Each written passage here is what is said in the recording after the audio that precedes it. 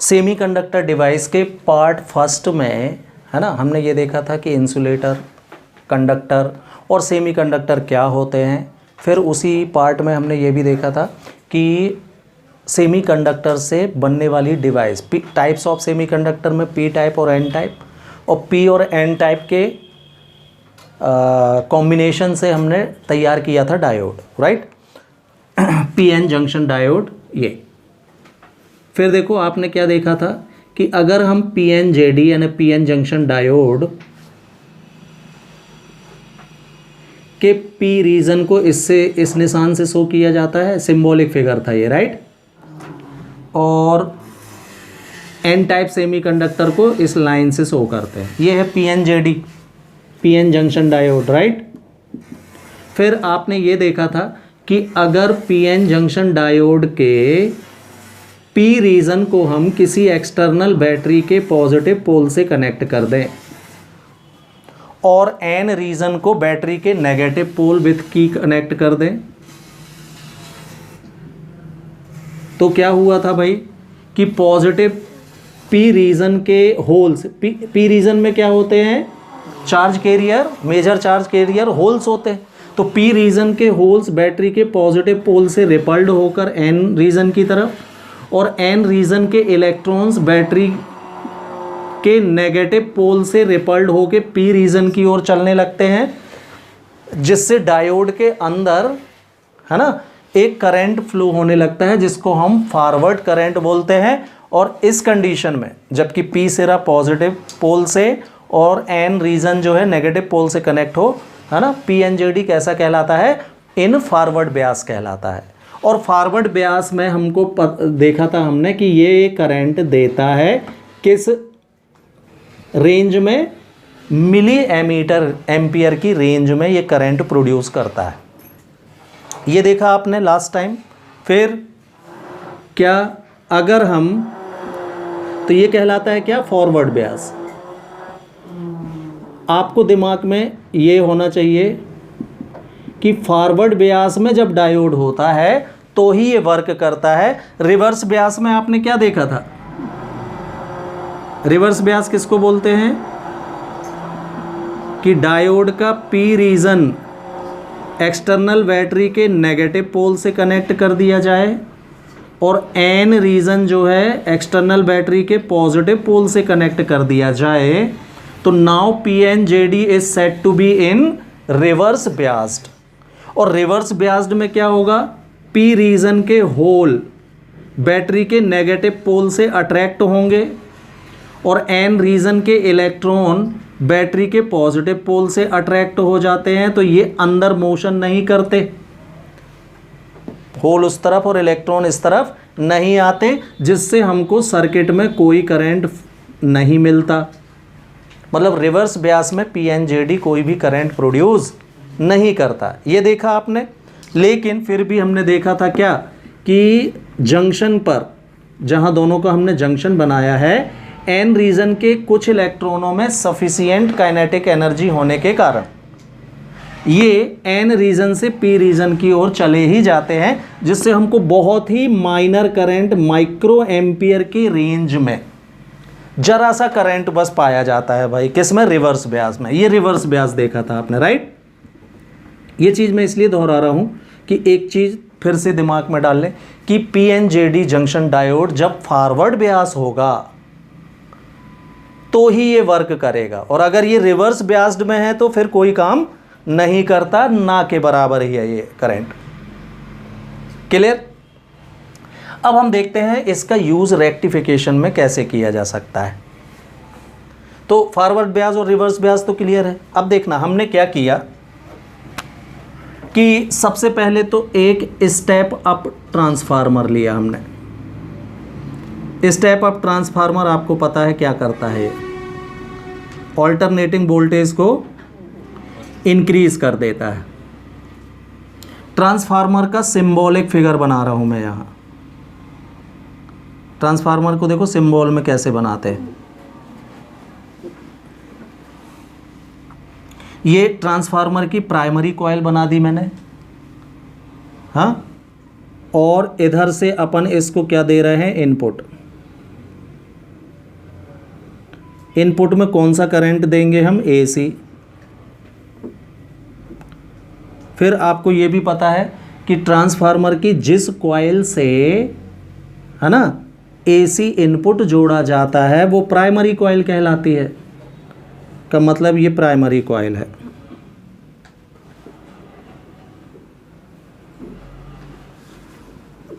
ठीक, अब देखना कोर बनाने का तरीका, सिंबॉलिक फिगर है। ट्रांसफार्मर वो वाला नहीं बनाओगे, वो लॉजिकल फिगर, पूरा कंस्ट्रक्शन फिगर है, वो नहीं बनाते। अब जब हम कनेक्ट करते हैं तो कोर को, ट्रांसफार्मर के कोर को ऐसी बीच में 2-3 पतली लाइन बना के शो कर देते हैं। कौन सा, laminated soft iron core. Symbol बनाने का तरीका ये हो गया। फिर इसमें सेकेंडरी कॉइल, तो प्राइमरी कॉइल में नंबर ऑफ टर्न्स लेस थे, सेकेंडरी में ज़्यादा थे स्टेप अप में। तो ये देखो इसमें कम, इसमें ज़्यादा दिखाए होंगे, मैंने बीच में कोर बना दिया। ये हो गई आपकी सेकेंडरी कॉइल।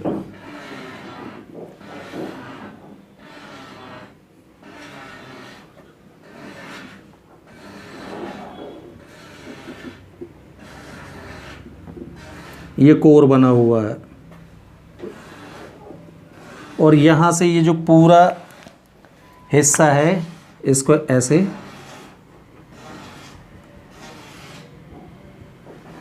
आप बता रहे हो कि इतना हमने क्या बनाया है, ये ट्रांसफार्मर का सिंबल बनाया हुआ है।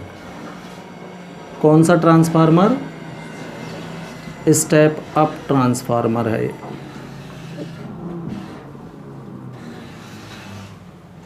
तो एक स्टेप अप ट्रांसफार्मर लिया हमने, प्राइमरी कॉइल से AC इनपुट जुड़ जाएगा, जो आप प्लग फंसाते हो तो वो करंट सीधा ट्रांसफार्मर में जाता है प्राइमरी कॉइल में।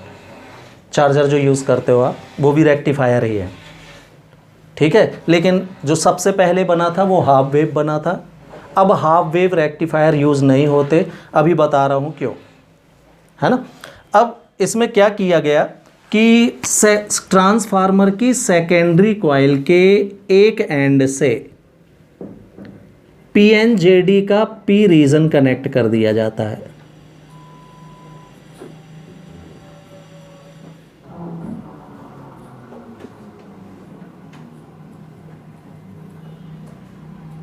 डायोड D नाम दे दिया अपन ने इसको।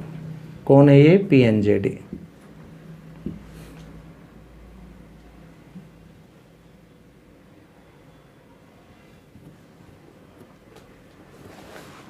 हाँ, स्टेप अप ट्रांसफार्मर की सेकेंडरी कॉइल के एक एंड से PNJD, है ना, और दूसरे एंड पर एक्सटर्नल लोड, जहाँ से हम करंट लेते हैं वो ये है। और फिर PNJD का N रीजन जो है वो एक्सटर्नल लोड के सेकेंड एंड से कनेक्ट कर दिया जाता है। तो ये है भाई हाफ वेव रेक्टिफायर का सर्किट डायग्राम, ऐसे बनाया जाता है। Transformer, step up, primary coil का connection AC input, secondary coil के एक एंड से एक डायोड PNJD, है ना, दूसरे एंड से एक्सटर्नल लोड, मतलब इसका कॉइल का सेकेंड पोर्शन जो है वायर से सीधे निकल आएगा और दूसरा एंड सिरे से आएगा ऐसा। यही जो पिंस हैं जो आप मोबाइल में फंसा देते हो, ये 2 वायर, ठीक है। अब होता क्या है कि अभी हमने देखा कि जब PNJD फॉरवर्ड ब्यास होगा, यहाँ पर देखो तो और अच्छे से समझ में आएगा। मैं ये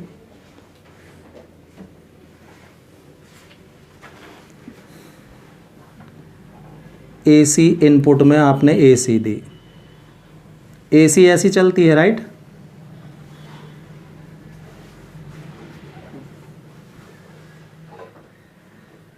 ये हमने इनपुट में AC करंट दे रहे हैं,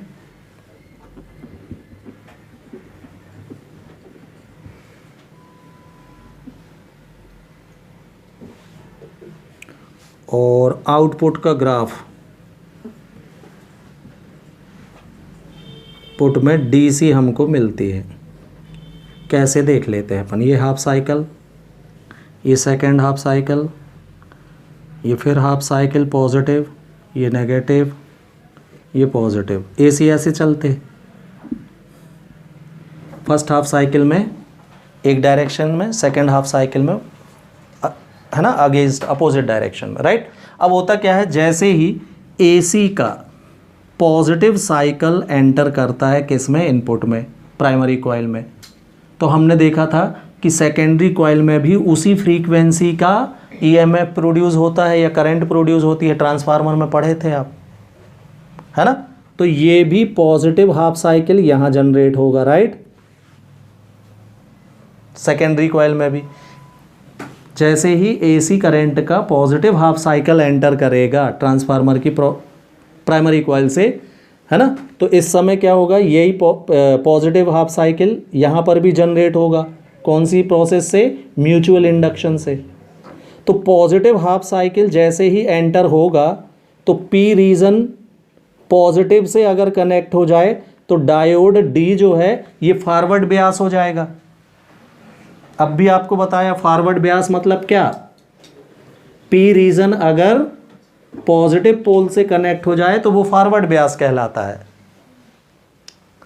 तो जैसे ही पॉजिटिव हाफ साइकिल एंटर होगा एसी का तो पीएनजेडी फॉरवर्ड ब्यास हो जाएगा, है ना। फॉरवर्ड ब्यास हो जाने से ये आउटपुट में करंट देगा, कौन सा, पॉजिटिव हाफ साइकिल ही जनरेट करेगा ये।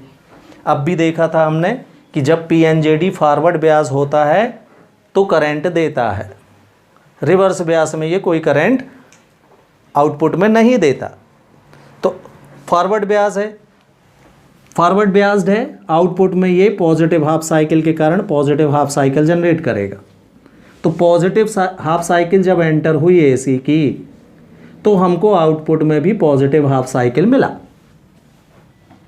क्यों, क्योंकि पीएनजेडी कैसा था, फॉरवर्ड ब्यास में था, ठीक।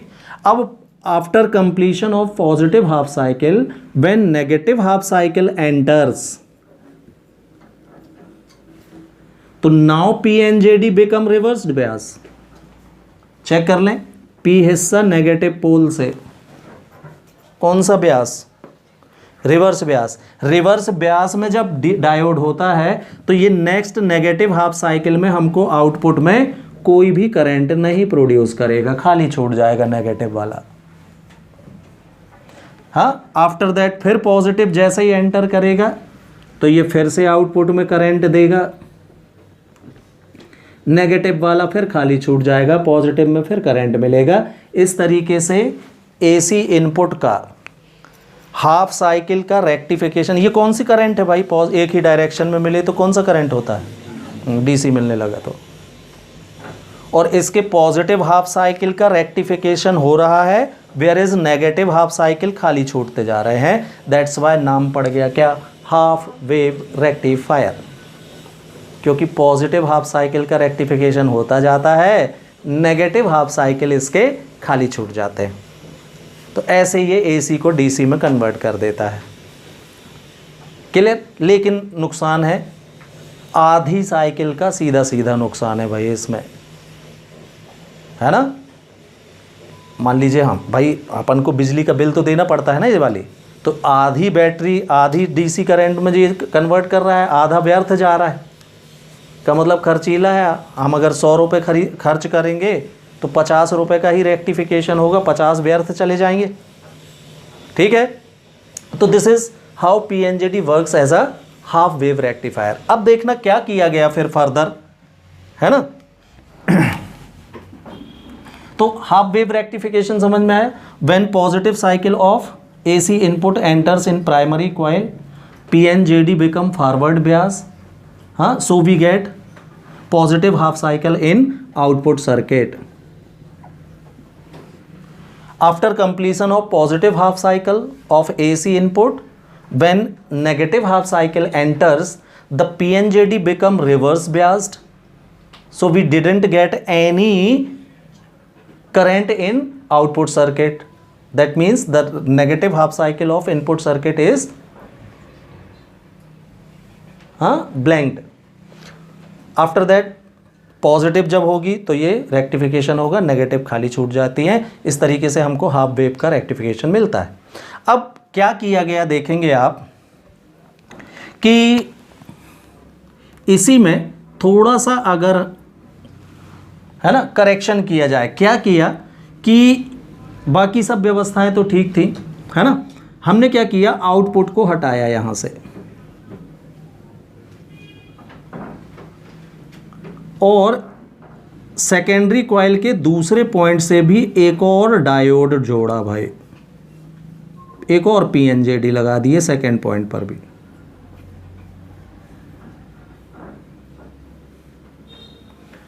डायोड नंबर 1, ये डायोड नंबर 2, ठीक। और जो हमारा एक्सटर्नल लोड था उसको सेकेंडरी कॉइल के जस्ट मिडिल से कनेक्ट किया, इधर आउटपुट का कनेक्शन यहां से निकाले। अब